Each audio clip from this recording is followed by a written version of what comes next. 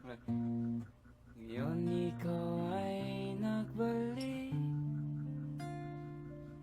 katulad ko rin ng iyong pananabik.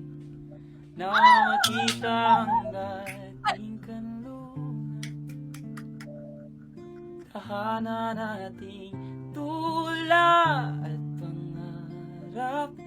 Yun ay naglaho na.